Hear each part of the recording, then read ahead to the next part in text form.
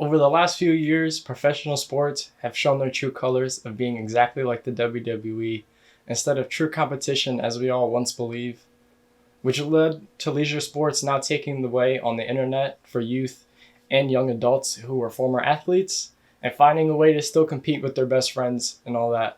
This is the PS2 podcast. My name is Diego alongside Hayden. This is just the introduction to what leisure sports are, our brief sports background, who we are as people, why Biñholiga is sponsoring this podcast, and everything in that manner. So like I said, alongside me is Hayden. And if you want to just get us quickly into like your sports background and how you got into competition and all of that stuff. No, yeah, I was gonna say I'd say I was born into like sports world, like sports family. For sure. So my pops, growing up, he was a football coach, varsity football coach. He coached softball, varsity softball. He's coached lacrosse, baseball, Little League baseball. Obviously, he did that for me. And then he's coached like a handful of things. And he's very successful with it. He's always made sure that the kids from top to bottom are involved and, everyone's playing. But he wants to win at the end of the day. He's a coach. He's got the win ego, at least. The former athlete turned coach. Yeah. Yeah, for sure. And he had the very similar storyline in terms of me, where it's like we got to experience the game, on the sideline a lot, and we saw a lot of talented guys. So you learn a lot. You get to reflect on how things should be ran, what needs to be said to who, when, what, why, and how to get kids to do good for themselves, but also bring something for the team. That way, it's not like, I'm pulling your strings and I'm getting this, but like you're getting healthy, you're getting friends out of this. You're gonna give you maybe college if you're that good. So stuff like that. So I would say from a very young age, I was around football, number one, but it was really hockey that took my eye because my pop's best friend, my uncle, is. He loves that. I think he always brought me skates, sticks. He worked for a bunch of companies like Bauer, True, and that's awesome. Like Easton, CCM, and he was selling sticks before he started selling beer. So that's cool.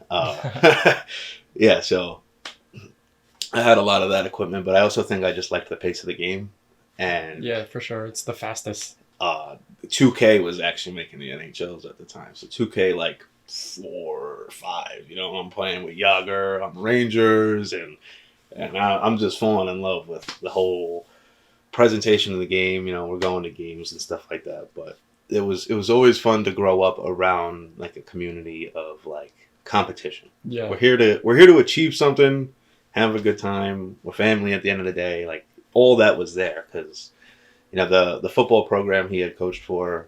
When I was 3, they won states. That was their second, but my pops, that was his first. He had joined the staff right after they won their first, so he was able to help, keep the dynasty alive. That's good to jump in on something instead of trying to help rebuild. You already have a foundation that you could run with. Yeah, exactly. And in high school sports, people are like, oh, 2. That's 2 of 4. That's pretty good. Yeah. Like one kid on the team, Nigel Morris, he won 2. Yeah, I was going to say. In his 4 years on varsity. That's very impressive. Winning 2 with a class that was a part of 2, no matter what it is, you know what I mean? Yeah. Instead of winning 2 8 years apart of each other. Yeah, 2 different pure talent teams. Like, no, that generation was just solid winning state chips. I agree. I was going to say, I think it's impressive, when one coach has it, like you said, 8 years apart or something. But that's, classes way far apart. But when it's, when one kid was there all 4 years and he was a key name or something, like that's a real, that's a great sports program. Yeah, that's a good sports story as well. And I think it perfectly kind of sums up on at least why I am here now. Kind of, we're talking about how, these types of sports have deteriorated and now leisure sports has risen because it's given power to the player, Yeah. And, so I've always been a fan of hockey, been around sports, played lacrosse, I played hockey, I played a little bit of football, but I think I've always just been a very, very big hockey fan. I got into soccer. I was into soccer at a young age, I think, because it's similar to lacrosse, hockey. Pace-wise and style of play. Yeah, exactly. Like the type of the plays you see, he's on, the fast break. He's he's taking a run or something, and you get the long balls, kind of like the dump and chase, or when they shoot it up over the defenders in hockey. It's cool. It's fun, and sports are supposed to be similar. They're simple. Get the ball in the net. Get the puck in the net. Yeah, those hit those the ball sports, out of the. Those few sports are nice, and the fact that athletes that play striker in soccer, they find themselves as an attacker in lacrosse because it's the very similar mindset. Yeah. So it makes sense why people who like hockey, they find themselves playing lacrosse or soccer, or maybe even all three, since they're all in different seasons. So I mean, that makes perfect sense why somebody like you would pick up soccer as just like something that you like watching and also enjoy playing. Yeah, because I was gonna say I've always also been a fan of like obscure sports and like the smaller sports. So like being a fan of hockey, I'm obviously I'm playing knee hockey. Yeah, I grew up playing baseball. You play with the mini bats and the wiffle ball and all those renditions of it. So I think we always had the leisure games, which is where you and your friends really make competition. Yeah, and that's where you get to see how creative people are, and you're testing. Like, okay, are you here for the group or are you here for some stat that no one really cares about? You know what I mean? For sure. So it's interesting to see. It's good that there's different personalities and you get a lot of fun out of it. So, like, example would be, like, Stefan and I actually have a video on YouTube from, like 6th grade. We played each other in knee hockey. It has, like, 2,000 or 3,000 views now. So, I mean, hey, that's if you find it, you find it. I'm not giving any what's it called? But I mean, we had the whole, like, my whole room. I had carpet, so it was nice. Yeah. It was nice and soft, but we taped down the lines. It looked official. Like we were all about it. We made sure that like we had a cohesive boards system, so it wasn't unfair. Where it's like, well, you banked it off that side. I can't bank it off. Like nah, you could. Everything was square and set. And actually, it was one day where my pops measured it because I just like blind eyed, some things just probably did the lines, and he was like, these are like, they were like an inch off. He was like, that's pretty impressive, I was like, thank you, I appreciate that. But I think things like that were always fun. I was always entertained by like I was watching this the other night in the bar. Actually, they had the NLL on, which is the box lacrosse league, the pro box league. So that's like cool. I'm way more entertained by like the weird renditions, the smaller versions, like football. Way more entertaining than like maybe not the World Cup, but just because the World Cup, you get like people who don't give a shit about the sport all of a sudden get into it, and then they become a fan like me. So that's exactly how it worked out for me. I wasn't really into soccer, observed it from afar as a kid, just because I only grew up watching baseball and football. Yeah. I didn't watch basketball. Parents didn't care for basketball. I didn't watch soccer, but we watched a lot of boxing in the early 2000s with the Manny Pacquiao's, Floyd. Miguel Cotto was big in our family because he was the Puerto Rican of that era. So there was a lot to watch in that era, boxing wise, because that was before the MMA took over. So in our family, there was a lot of boxing as a kid. So there wasn't much soccer or hockey involved because there was weeknights it was heavy baseball, Sundays it was football, and then Saturday nights it was boxing. So we already had our weekday and Sunday nights in the summer you have all baseball for like 9 hours. Yeah, I was exposed to New York sports. Parents were raised in the Bronx. Even though we lived in Maryland, I was Yankees and New York Giants fan from the day I was born. So. But you also then had the Orioles and Ravens close. Yeah, that's what DC sports pretty close. That's what we had on TV on the lower channels. People who had cable, like in Maryland, we had the 700 channels, so I could just put on any baseball team. You know what I mean? Mm-hmm. But yeah, it was mainly watching Ravens. But that was a great team to watch. Ray Lewis, Ray Rice. Before the Joe Flacco was the new guy, so it was prime Joe Flacco. So it was a fun area to watch sports. And in Harford County, who are we missing right there? Hold up. There's a bunch of guys, but I'm not a Ravens fan. I'm a Giants fan. Receiver. So. Oh man, Smith Senior. I want to say. Don't care. I'm blanking. No, I'm just kidding. I'm sorry. But no, that team in that era, it was fun watching sports because in Maryland it was heavy baseball culture and heavy football culture. So we didn't have a basketball team in Maryland. Yeah. We watched the Sixers. There was a few Boys and Girls Club trips, but I was just more of a players guy. You know what I mean? Like, and then I got exposed to baseball and playing like the earliest you can. My birthday's in June, so I was 3 in the spring sign up, but I turned 4 at like the end of the season, so I kind of got in early. But me and my brother both got the benefits of having the birthdays in June, where we kind of got started a year early and then had to play an extra year of t-ball. But I mean, that's what you do as a kid, and that's why I fell in love, because it was just the first thing I got exposed to, and then a little bit after it was basketball. And then that's when I actually had the benefit of playing. My first year basketball was on the team with Emmanuel Quickly, who's now on the Toronto Raptors. So shout out to Quick. And then every year after that, my teammate was Darian Dalcourt, who is now putting his name into the NFL draft. So, wow. I mean, Maryland is a prime focus on sports. Like, not every kid goes to a private school and makes it to a top college. So, I mean, the athletic program, it was a big focus. But like I said, soccer and all those other sports, they weren't like the main focus brought onto the kids in that community. So it was baseball heavy for my entire life. And after I stopped playing, there was something needed to fill that. So then, like you said, wiffle ball, all those types of things come in. I picked up skateboarding as an early kid because when we first moved to New York, I stopped playing basketball because the rec leagues were only run through the Catholic churches, which is complete opposite than Maryland rec leagues, where it's through the rec center. You know what I mean? Havre de Grace had like a basketball team for each age group, and there was like 3 in each age group. You know what I mean? So there was a bunch of kids that were able to just play. And I didn't even know about basketball in Nike until about my second year here. Yeah. You know what I mean? And then, unfortunately, our first year here, we didn't even play Little League. So that summer, we just did the Nyack College basketball and baseball camps. We did the 2 weeks of those. And then we spent the rest of the summer down with Isaac, like playing baseball and shit. So we kind of didn't have sports to play here, but it kind of let us able to go down and play some Florida baseball on the vacation. So it was Yeah, I was going to say, let's dive into that a little bit, because my father actually was the president of the Little League at that time. And I think Little League's a perfect example of one of those organizations that was good when we were kids, better than when like our parents were for sure kids, and you saw the deterioration. Like, our parents got around, and my pops was obviously, like I just said, involved in terms of like being the president. Yeah. And he was like, "What the hell is this shit? You didn't have to do all this when I was a kid. There was no, Little League age, and you can't play over here because the Little League age works different in Maryland versus New York." We'll get to the Little League age thing and this stuff, and like, it's so weird.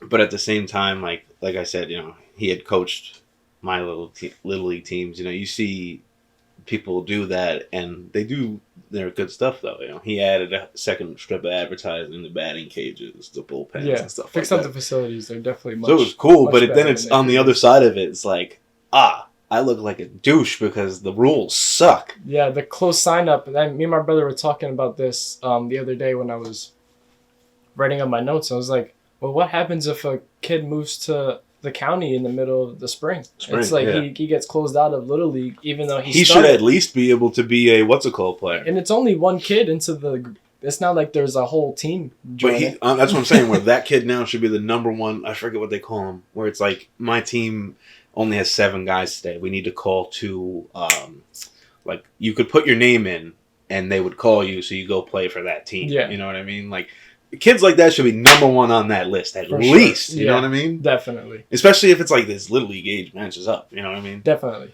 And like you were saying with the Little League age, it's very confusing because it's like there's certain age groups, and then the following year after we didn't play, I was placed in the juniors or Little League seniors, which is for 13 to 16-year-olds. So we were only in 7th grade, and I was 12 years old the whole season. Because like I said, my birthday's in June, so I turned that Little League age at the last week of the season. Yeah. So I was playing a whole year above. Everybody was playing the last year on the majors. You know what I mean? I got the benefit of playing on the middle school, high school field earlier than everybody else. But you lose the social connections. With bad coaching, like that doesn't even benefit, because the kid that was playing on this field before still doesn't even get the fair shake. So that the whole thing with the ages, it really, because what happens when a kid turns 16? He's sophomore in high school. He's still playing baseball. Like, why isn't there another level of competition for the springtime for the kids that don't make the high school teams? Yeah. I mean, I'm fortunate where I made the team every year that I tried out, and I played the high school and middle school teams. But it's like, if that wasn't the case, I wouldn't have played baseball because Little League stops when you're 16. Yeah, that's true. And you graduate high school at 18 years old. So, I mean, you still have years that athletes get to play. And for people that don't play travel, it's hard because what is there for youth football? There's not much at that age either. Yeah, that's true. You have, around here, you just have VCI. Yeah. Which is actually not even done by age, it's done by weight.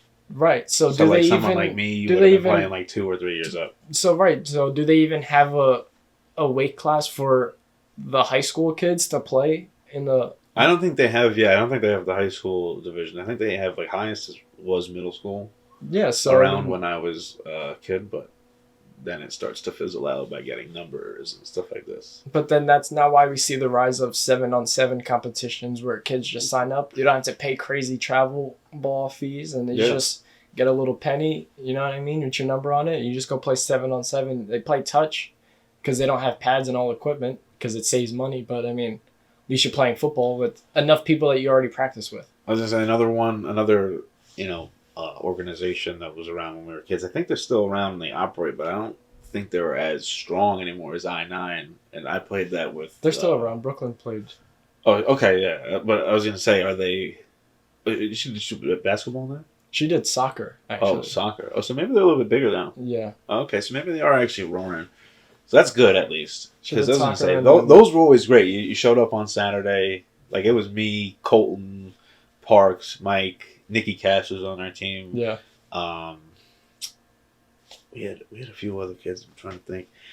Whatever. It doesn't matter. But you showed up on the first week, and you met your team. You practiced with them, in quotes. Just like, all right, we know who's here. We know who we're playing with, what the positions will be, and it was like each week after that, you just showed up on Saturday or Sunday or whatever it was on like 10 a.m. to 2 or something, and you were just playing games. Yeah, no, I wish I had that option, like that type of tag or a flag football, because like I wasn't allowed to get introduced to football because of anger issues as a child. Yeah. So I wasn't able to not even get a chance of being a defender or nothing.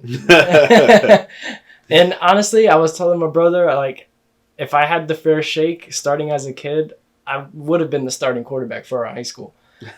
And I throw a ball better than anybody who played. Anybody, we could go out on the field. And again, I'm a baseball player that had 0 football quarterback coaching. I like the confidence. And I could throw a ball. Yeah, makes sense. I could throw a ball 60 yards on the fly because I played the left side of the infield. Mm-hmm. My arm strength, baseball players, we long toss before practice. I'm throwing So my throwing routine, if I was a kid playing football, I definitely feel like I could have had that talent. But I mean, even just the 7-on-7, just playing non-aggressive football. Yeah, I was gonna say 7-on-7 would definitely. Yeah. Yeah. I was gonna say you still got to get it hit. Big football, you still got to get hit and then just stay in it. No, but that's the thing though. Like that's somebody who, because I later, obviously, I can figure out my issues. Yeah. So I think by high school you would have. At a mature age, I would have been completely fine. I had that under control by middle school, and then high school, friendly flowers came around, and I'm very much calm person. But I mean, like I like how you put that. Yeah. So it's those types of sports are definitely not just for kids in the off season, just for kids who aren't allowed to play football because of those problems, or kids who don't have the money for equipment. Mm-hmm. An option of football where you only need to show up. We'll give you a penny. We'll give you the flags to put around your waist. You only need to show up with cleats. That's a way better alternative. You know what I mean? Like when you show up with I-9, you sign up. It's very cheap. They give you the jersey that you wear, and you know what I mean. You only got to show up with your cleats. Your cost is $150 for the year, and then $50 for cleats, instead of $400, $500 for travel sports, which is ridiculous. Yeah, and that's for all sports. And like travel sports are ridiculous because like I'll use hockey as my example. Is like the minimum to play hockey travel is like $10,000, and this is like a minimum.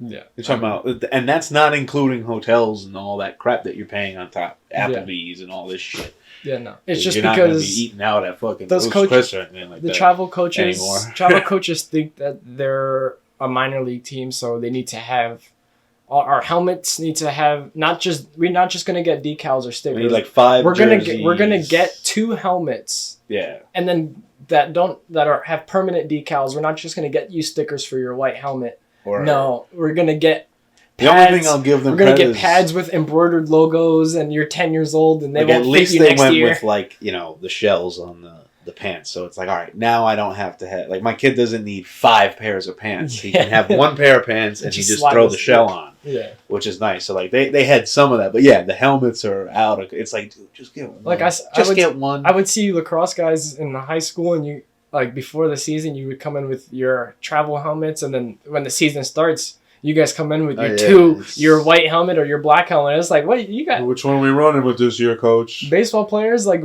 the team has 8 helmets. You know what I mean? Because only 6 guys could potentially be on the baseball field for the hitting team. You got 4 guys up, the guy on deck, you know what I mean? And maybe if you don't have a first base coach, one of the kids is wearing a helmet. So nobody needs a helmet for high school sports like you do in lacrosse. That was a part of your cost. We didn't pay for a helmet. That was just provided. We switched like our helmet color twice while I was in high school. Once while it was like, why are we doing this? You just it's like being on a travel team for a public school is getting nuts. Like I could only imagine what they pay for private schools. We're in a very diverse area where you do have like a lot of like really wealthy kids from the upper Nyack and stuff like this, and then you have the kids who are scraping, who need at the equipment donated to them. Their parent is working 2 jobs, and isn't home, and their grandma's really taking care of them or something like that, and that's a very realistic thing. Like when my pops was coaching football, he made sure that these kids all had rides to practice because, well, football was a good place for them to be. Bro, I got a ride home from practice every day. That's what I'm saying. He made sure that, they're here. It's a good place for them to be. They're doing something. We're getting athletes out of this. And on top of that, for sure, these families know, like, hey, he's not just going to be home out and about doing for these 4 hours while you're not home. Like, no. And especially, think about, like, football is a good one because doubles, triple sessions in the summer, like. That's a lot of trouble time. That's a lot of time where your kid is, like, essentially like a daycare. It's like, I know where he is. He's taken care of. If I get a phone call, something's wrong. And I know he's working out also. That too. Like I said, you're getting the kid is going to be healthier. Yeah, for sure. Like my pops always talks about a lot of kids where like he was like there's so many stories of linemen where they want to become the fullbacks or the halfbacks, so they drop a bunch of weight, and it's like, we're running out of linemen, and it's like, oh my god.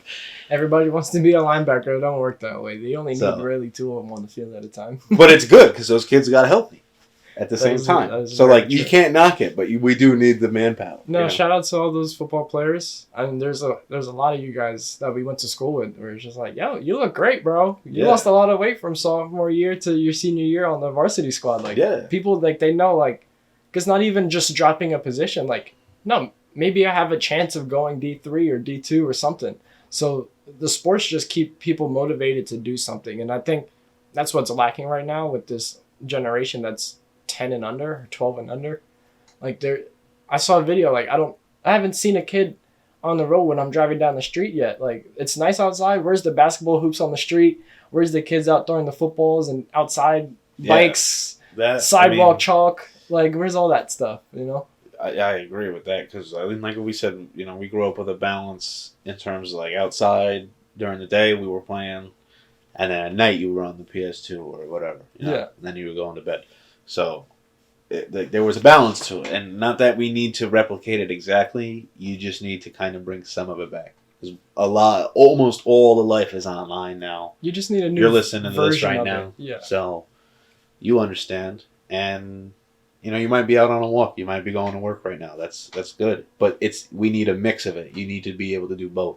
Yeah, and especially for people that are within our age group, when you're in your 20s, the main meetup is to just go out and drink. You know what I mean? So having something like Binho, when we found it at the age we did, right when we stopped playing sports, it was like, yo, wait, we could actually still compete, get together with the homies, not have to drink our heads off. You know what I mean? We could just get together and have a good time and still have that. But we don't need to worry about getting hurt playing a pickup basketball game, nobody rolling their ankle, jamming their finger, you know, and I mean, that type of thing. So that's where this, I mean, can you kind of like touch on like what the Binho is, like what Binho board is, how you like kind of came across and just jumped into it? I think when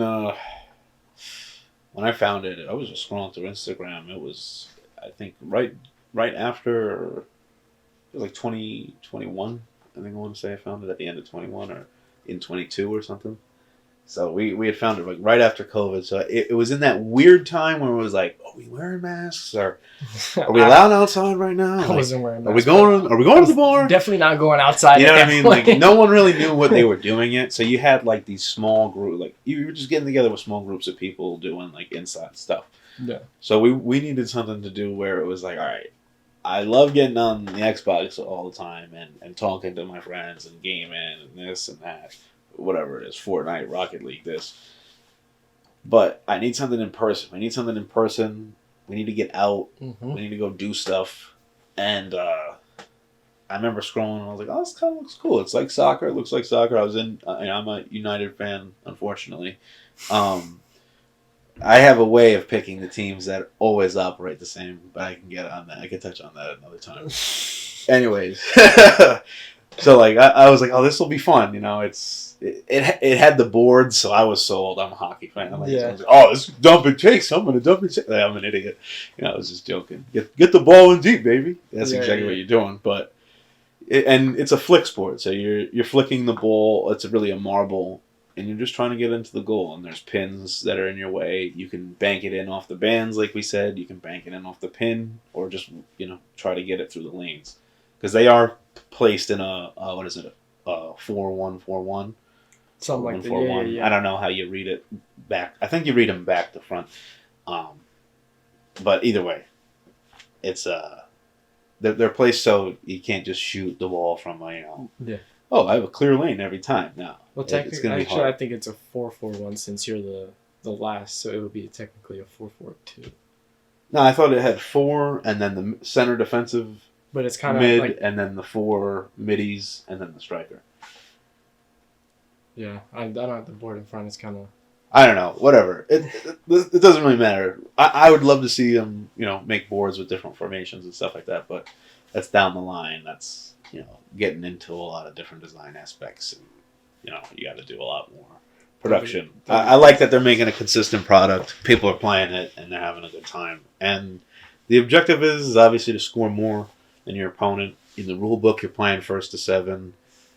I saw it and I immediately was like, if we like this game, like there's, we could make a league with our friends type potential. Yeah. And then that's where I think our love of like making videos, I really had fun broadcasting everything. Like I like the idea of commentating. I love critiquing commentators. I think pro commentators have been in decline recently. I mean, I agree with that, because like when I just feel like they're not as quick as they need to be a commentator for live TV, because when it's very often where I'm watching a sport, I see the play, I say something, about 5 to 10 seconds later, one of the 3 or one of the 2 broadcasters says something either exactly what I said or something along those lines. So it's they're kind of but at least just add to the sport, add to the game in good fashion. Right. You know what I mean? They're kind of make me feel like I have someone here with me, They gotten more lazy now that TV is the way it is, and it's less radio. Yeah. There's only radio for the few car people. I listen to radio when I'm driving. That's it. You know what I mean? But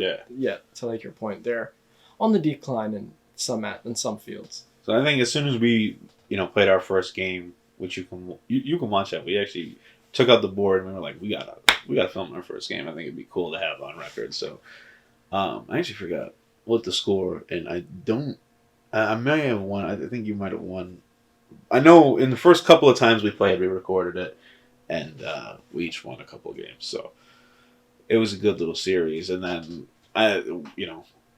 we called up Sammy, your brother, and he loved it. Shane came, he played, he liked it, and then Lawrence, he came and we played for like 3 hours straight. Couldn't beat this dude. He loved it. Wildest Binho night. Lawrence, he played like Tip the hat to you. He played like guy. 15 games, and I think he lost his like first or second game, and then he locked in. I lost 14 straight to him. I don't know how many you played that night. I lost them all. It doesn't even matter how many I played. Nobody beat him. I think only you beat him one time.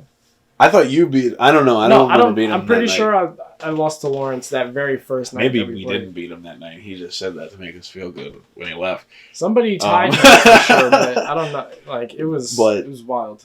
Either way, one thing, and then Hayden came, so we had like an original 6 when we had started Biñholiga, and we added a timer. That was really mainly for like, okay, we don't want to. We were bad at the game at the time, so we didn't want to be playing for like a half hour and having people who had like we liked the idea of broadcasting. We had been doing podcasts for a while at the time, so like we were pretty well versed in it, and like a few of them have gotten into it.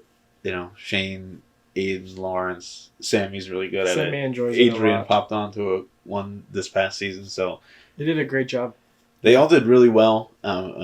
Really happy and proud that they came on and did it. But we don't want to force them to do it for, like we said, for 30 minutes because we're playing each other and we can't hit any shots or anything like that.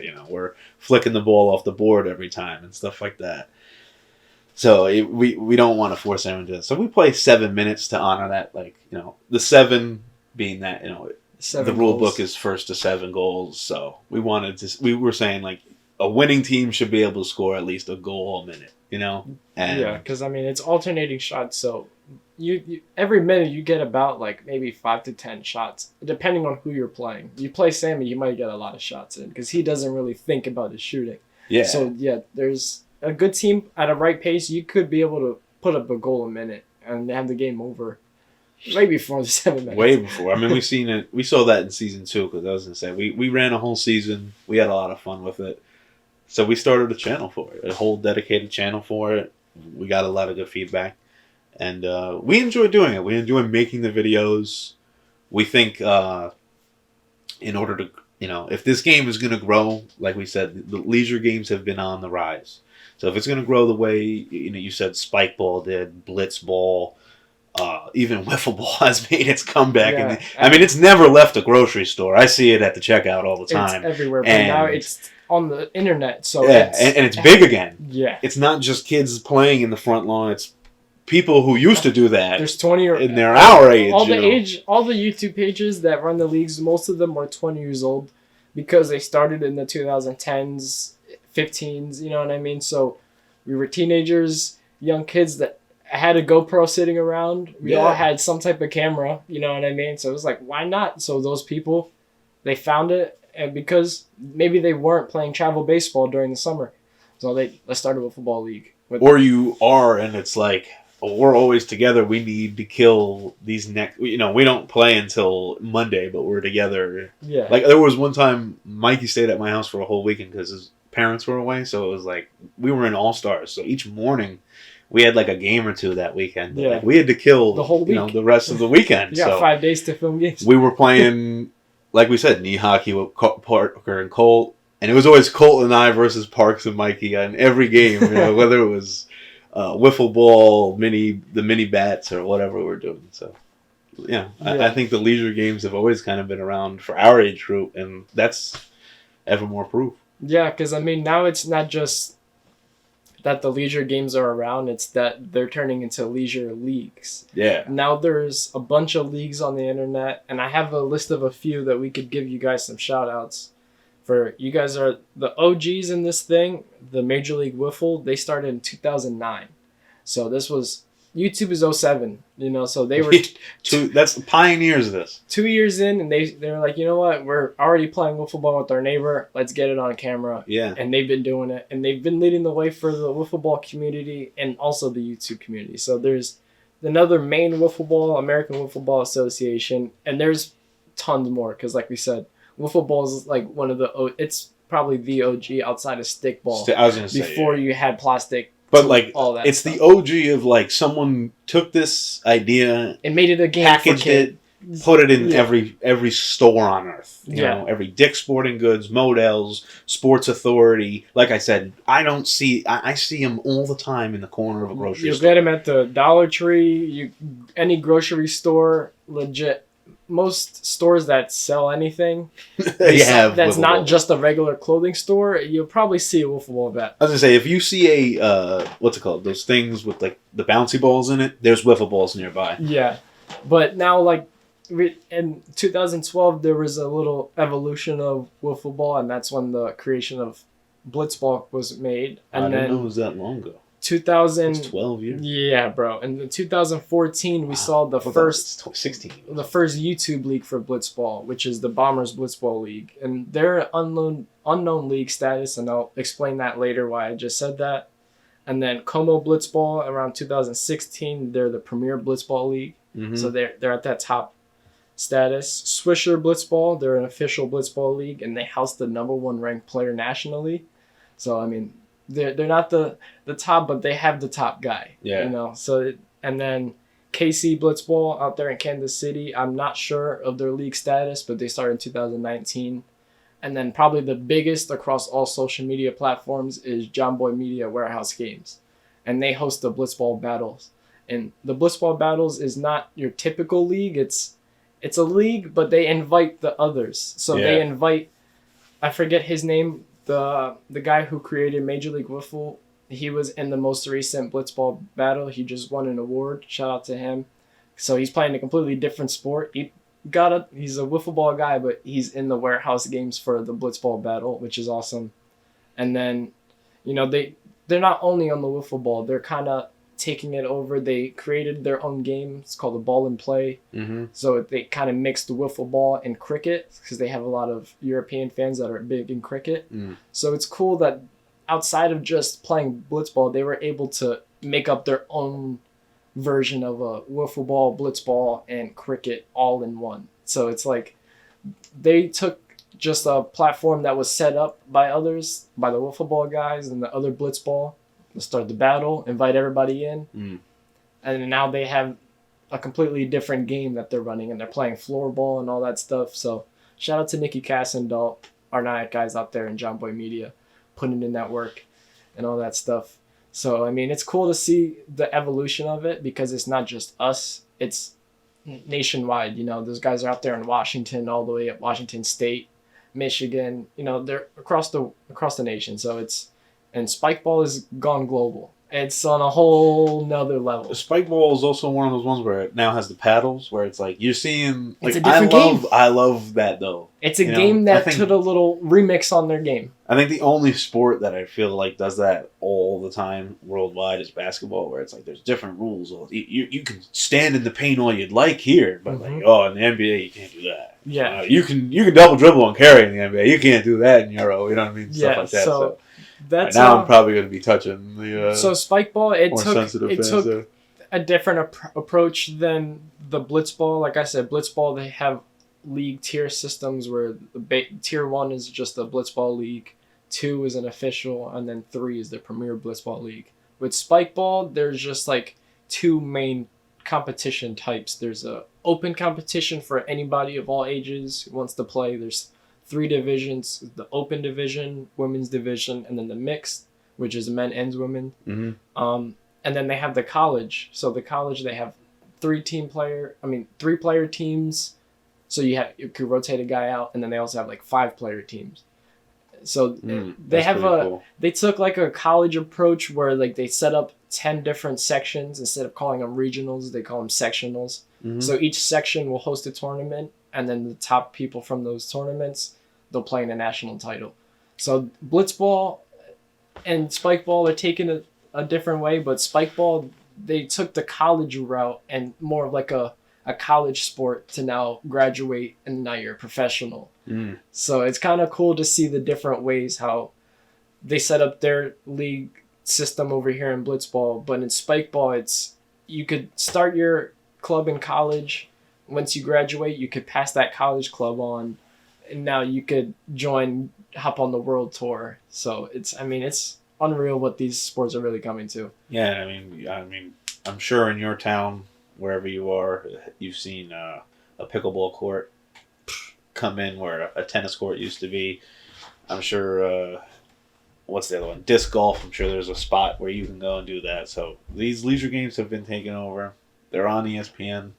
Cornhole's on ESPN. Oh, Cornhole's man. been around for who knows how long. You know, Cornhole and hundreds of years probably. There's versions Cornhole of and it. darts started as probably just barbecue games, just gonna mess around with the homie, drinking a few beers. Now they're literally on ESPN. Same with Spikeball. It just started as a game for the backyard. Poker's been on Poker's- what's it called for years. So like you have these levels of it, and we think Binho has the potential to kind of slot right in there if the community is treated right and we do this right, because we're obviously part of that. A lot of you are part of that, and we're going to be joining maybe, and we're going to obviously need more people. We're going to need youth sports, youth tournaments planned. For sure. High school tournaments, college tournaments. And we'll definitely need a lot more interleague workings together to make these things happen. Because I was going to say, I think what we have laid out right now really well, and we didn't lay it out. The community did. We kind of just jumped joined in. into the Yeah. community, and what was laid out before us was, the majors are already being hosted by Binho board, and they operate very similar to the way every league and club just hosts at a brewery or a bar, and you come, you register, you put money in the pot, and you play Play for a cash prize. play on a bracket. Maybe you have a couple of group stage games, but I think it's really fun. There's a lot of potential for it. Mm-hmm. I think it'll be cool to see. And we already have, like I said, that like the house rules in basketball and stuff like that. We already have that in Binho in terms of like doubles is played differently at New York Binho Club than it is in Northwest Indiana. And Yeah. the way that is in Phoenix and maybe everywhere else or whatever. And maybe some other leagues have versions of it. We have our own version of doubles now, right? So it's really cool to see that. I want to see more of that kind of be accepted and be like, oh, that's cool. And if maybe Binho takes a page out of the community, takes a page out of is that blitzball with the league tier system, right? It's like, hey, you guys post on it. Like Northwest Indiana, they go live on Instagram all the time. Andrew, American Dad, shout out to you. You're always out live on Twitch playing. Yeah, so there's a different niches and different things that clubs do. So I definitely think, obviously, it's not going to be exactly the same. Where you need to, because in tier 1 of blitzball, you just need to post 5 videos on YouTube over 6 months. Yeah. But then tier 2, you have to go for a full year and just be semi-consistent. It doesn't say on YouTube, so you could do social media uploads, Instagram videos, and all that sort, which the Binho community really does well. Everybody's on Instagram, and now people are starting to find their way. Like you said, American Dad on Twitch, he's live on Friday nights with his guys. Yeah. And their tables that they made, they have their own atmosphere to them, like we have our own. We have our stadiums, they have their tables. Set up with, he's got a nice overhead camera set up with the lights. Yeah. So everybody has their own filming style and their own play style, and that's seen across blitzball as well, where they have 1-on-1 games and 2v2 games. Yeah. So there's different series that John Boy even does, where they have just the 1v1s, but the blitzball battles are teams of 2, where Nick and Dalton are teammates, and then they go up against other teams of 2. Yeah. So there could be something where there's a club, they mainly play singles, so they'll fall into a tournament singles club on this level. Right. But this club over here, they play a league and they don't really attend tournaments that much, whatever. They're high schoolers, so they can't travel cross country. So they're a league. They're in the league category. And then others that do both, they host some tournaments, they have a league. Mm-hmm. But everybody's already on Instagram and social media, so that portion's and already a lot of you guys covered. are already hosting tournaments, so it's great. Yeah, that's the point. Everybody already hosts their own version of tournaments, but everybody does their own type of thing on the backside. Some people just play just a competition just to work each other's craft. Like Orange County, their Instagram videos, you can see they're just testing each other's craft. So when they go to tournaments, they're ready, and same for Oklahoma, so it's those types of clubs, they have their own tournaments that they win with in-house, how we have our trophy here, but then they go and they travel more. They're a little bit older than us, you know what I mean, so that they probably have a little bit more money saved up to just spend a weekend across country. That's why it's harder for, like I said, the high school team they might just fall into that league ranking. Yeah, where, they're in Indiana. right. So I'm trying high to think of the school league page team, right now. a high school team, they'll have to just upload enough videos where this many stats are necessary to qualify for rankings. You know what I Yeah. mean? So there could be a national ranking system. Blitzball implemented that. Spikeball has one. Binho, they're in the works of doing their thing. So that's different ways that the community will build and find. That way people could just, instead of titling themselves as a club and feeling that they need to do a certain thing, it's like, no, I want to fall into this category and host a league. You know what I mean? So then youth soccer teams, they could start a club on their weekends. Like you were saying, you guys have the whole weekend. You have games in the morning, but from 10 to 5 p.m., we're just hanging out at the hotel. Binho tournaments would be good. That type of category. They would. If you had Binho tournaments for youth hockey teams, they'd be out of the hallways playing mini sticks. That's what I'm Yeah, saying. I mean, Those kids are already interacting and playing and messing around. making a ruckus. Ding dong ditching in the hotel. Like, That's what I'm saying. We know you're on the third floor. You know. Trust me, there's no one else with kids running around right now. We know it's the hockey team. You know, Yeah. we know it's the baseball team. Yeah, those weekends are fun for the kids, but getting something like one of these Binho boards in their hand at one of those, and then Maybe keep them in the room or in the lobby or somewhere, and then conference room or something. That way, their travel team's Instagram, then they post Binho stats, and then they could qualify contending against the high school team, and you know what I mean? Because you only need to play X amount of games over 6 months. How it's like, you know, tier 1 of blitzball, half the year, 5 videos, you're a blitzball league. Mm-hmm. So I think things will be implemented into Binho community as everybody's making their own changes to their in-house rules. I think there'll be a big community shift into the style of tournaments and how people host tournaments, where it's hosted. Like we were saying, us as a community, we need to find a way to get the high schoolers involved. That way it could get brought up into the college level, the way Spikeball has just, you could start a club. Instead of starting an on-campus club, you start a club through Spikeball. That way then you could, because they already have all the filings. He said that when they were at Texas A&M, they set the whole club up. So if you go through Spikeball at a college, anybody who's in college right now, go to the Spikeball website. Get involved, please. Just do it. It's for your own good. If you're not in a sport, do it. And like club sports in college, I think a lot of our friends will say this is like some of their funnest time. Yeah, it's outside of high school sports and like league sports and stuff.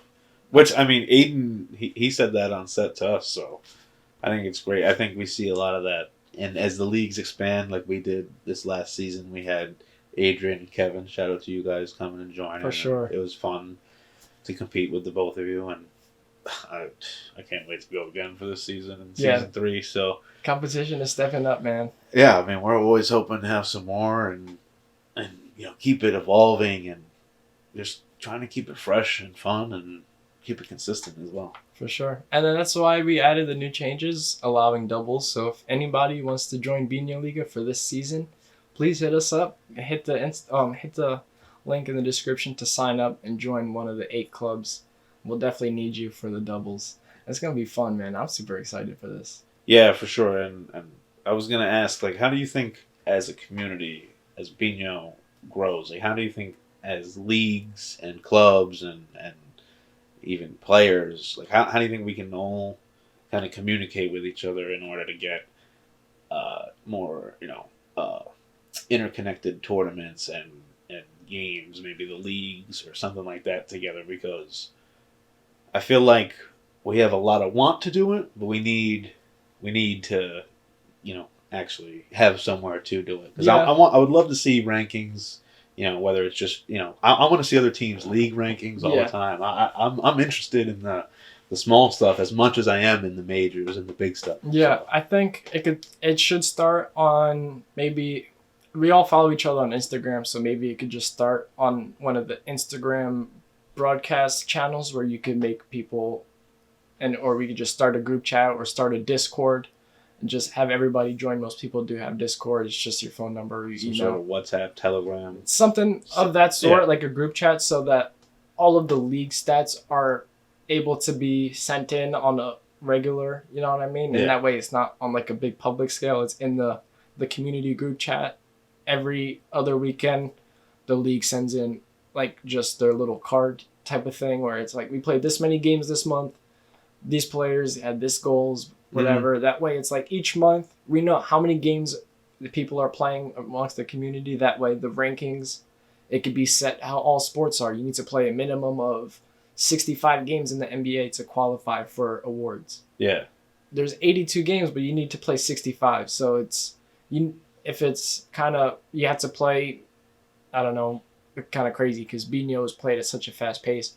You got to play like 100 games. Oh my God. You know what I mean? Yeah. But that's not crazy because we all play 10 to 15 games in Biñholiga. You know what I mean? So it's, you go to tournaments, you play 10 games at the tournament. That's already 25 games. And that's just 3 weekends. Yeah, no, that's true. That's true. Because it's just linking up on a Saturday. We don't even have to, the games don't have to be recorded every time either. Also, if it's going that way, just leagues sending in their logs. Yeah, as I say, as long as like there's some sort of like way to represent. And 100 games was crazy. I was just saying like a number. Yeah, I was gonna say, but like even if it was like, hey, you need to get in like 10 games each quarter or every 6 months. Yeah, because or 15 each, every 6 months, 20, 30 games that are like official, whether it's, you're playing in your league or you're playing in a tournament, whether it's a major or it's something like, hey, New York Binho Club had a tournament, a singles tournament this weekend. And I really like... We got tournament stats here. I keep bringing up Spikeball just because they've been around for a while and their tournament system has really developed quickly.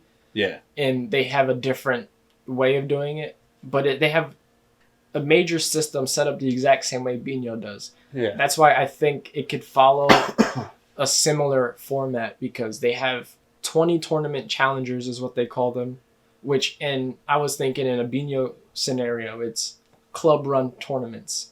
Right. You know what I mean? There's probably about 20 of them in the year. Yeah. And then there's 3 majors and then they have their championship. But then on the college, they have each section has 1 tournament. So the local colleges could go to Penn State, you know what I mean? All the colleges around travel, take the bus, whatever, how they do intramural sports anyway. Yeah. But it's like a big tournament style, how Binho tournaments are. It's just like, get together. But it's an outdoor sport, so they're able to just take over 2 soccer fields, 10 round nets, bunch of games going on. Yeah. Their system is different, but I think if it's a website, maybe if it's set up by Binho, but it's just a different title, Binho whatever, and then on there, Binho, Nick, and Tony, they take the stats from the Discord, monthly update the website so then players could then go check where the tournaments are, and then the leagues, whenever all right, we're going to do this, put in the Discord so then it can be updated on the website. Everybody's stuff is put in the central hub. That way, our fan that lives in Arizona, they don't miss out on the tournament that's run by Binho. You know what I mean? They get lucky. My cousin Shani, she could go to the tournament out there. Even though it's not ours, she lives in Arizona, she's going to the one in Arizona because we reposted, everybody knows of all the tournaments. So it's a everybody sharing type of thing. And then a good way to get like the community stronger. Yeah, because if everybody already has their personal Instagram, maybe Binho sets up like a tournament Instagram where they post all their tournaments there. Yeah. All the leagues tag that page. Yeah, because I think it definitely has the opportunity to kind of do both at the same time in terms of like there's a league system and there's a tournament system. So if you're just interested in playing or being hosting tournaments, you can do that. But if you have a league of your friends and or maybe you're hosting a league and you need players, like that could be a way too on, like you said, a separate site or whatever. Because it could be like there's 2 main big championship tournaments, if you will. It's the top Champions League style people from the majors, all the people who contended in the semifinals from the majors, they play in the last tournament. But then all the leagues, they get together. Maybe it doesn't have to be every year because, like I said, not every league will be able to pay for things. Age is a thing, you know what I mean? People pockets don't work the same. So it'll be a way where unless it's regional and then it's whoever can make it. It's like how we were saying how the Binho playoffs will work. I pick this guy, don't want to do it, but it just goes down to the next. So if it's we're playing a national championship, all the top you two are there. All right, you can't make it. Now it's 2 and 3. Right. 3 can't make it. Now it's 2 and 4 coming instead of 1 and 2. Right. But so that way, it's the whole community is able to still get together and compete for one title, one Binho title. And and that way we can have the, a lot more newcomers can play in the open, club tournaments.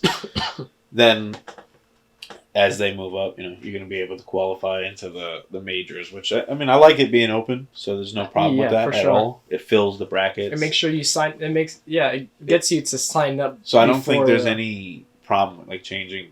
I don't think there's any reason to really change how the majors are run too much. I think just making sure there's one in each region. That way all the leagues can kind of get to one at least a year or something. And it's like good that that the locations that they chose this year is way different than what they hit last year. Yeah, I think that's also important. You want to be able to change it, but you want it to be like, okay, there's going to be one. There's still a central hub for the East Coast. The central, maybe the southern guys can't get up to the northeast, so there's one, like Carolina down or something. there, Miami, the Miami area, New Orleans. I'm sure the Florida tournament's going to be fire this year. Anybody who's coming to that one. So I think there's a club down in Nashville. So I don't know their status, but they have a couple hundred followers, I think. So you have a lot of areas, a lot of cities. I think there's a lot of potential. You just got to get a way we can all communicate with each other and consistently organize things and keep the community growing, because that's the thing is if we all get too competitive and we don't open up new routes for more people to come in and join the competition, it'll short out real quick. Yeah, and it won't be able to get to what everybody's dreams are, just being able to go play out in Europe in a tournament in Europe, watching it, you know what I mean?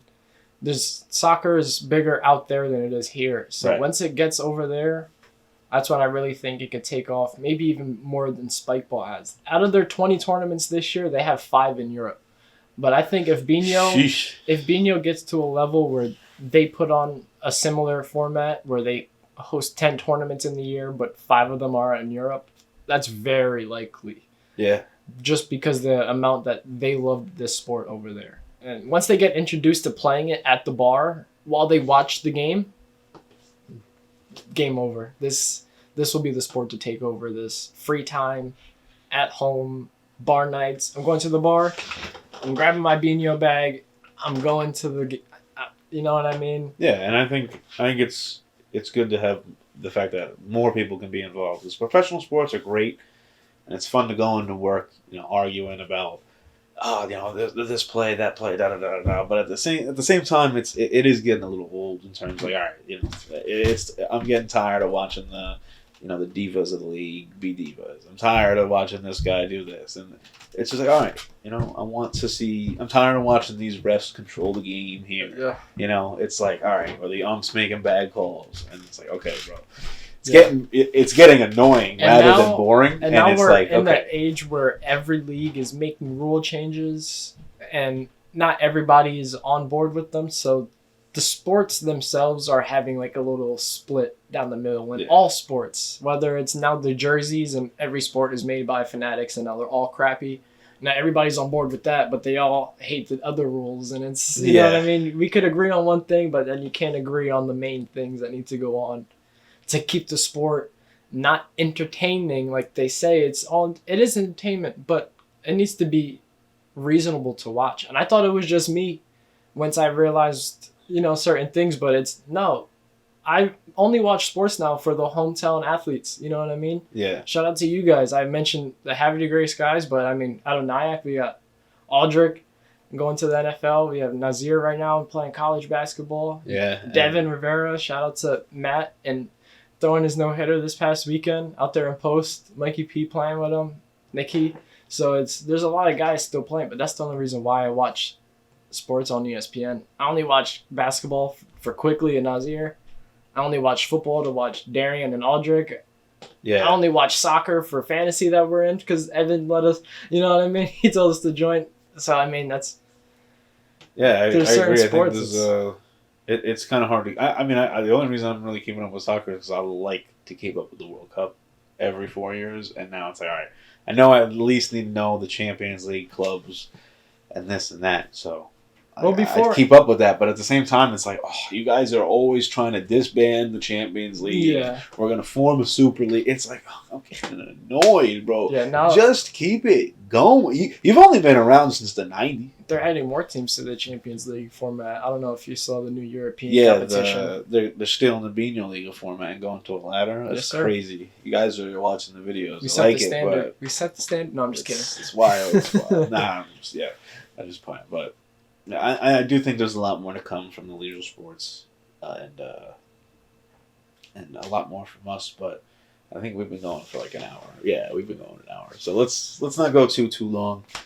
We appreciate you guys coming in, listening, and be sure to go over to the Biñholiga YouTube, Instagram, and Facebook group. Join up, subscribe to us on YouTube. We got our pre-season coming out on the 22nd of this month. So got a lot of exciting games, a good pre-season tournament for you. You're going to get to see some of the new rules playing out, and I don't know, there's not a match I don't like to go back and watch. So yeah, there's definitely going to be some fun ones coming this year. And if you're around in May, a big season of tournaments for the Binho community. You got the Oklahoma City tournament by the OKC League, and they're going to be going on May 18th, up to a $4,000 cash prize for the winner. So you're going to want to get in there, get your shots down, make sure you're practicing on the goal line and using those pins, because that's a key strategy. And then a week later in Indiana, the Binho Majors Indy 500, I believe, is actually sold out. But make sure you go down. If you want to go watch and scout some talent, because the competition will be there. There's already people that posted that they will be showing up. We will not be going there. Me and Sammy just moved a few weeks ago. Money is not ready to go travel yet. Like you said, we'll be there soon. We got season 3 coming. But if you enjoyed that episode, please subscribe, like. If you're on all the other podcast platforms, please share this with a friend. We have more episodes coming very soon. But you have anything else? No, and that's all. Let's keep playing Binho and let's get this community going, man. Let's get it. Let's be the next big league, It's not just league, but what I mean, next big sport. The next big game. That's what I meant. For sure. You know what I mean? Alrighty. Until next time. Catch you guys next time. Peace.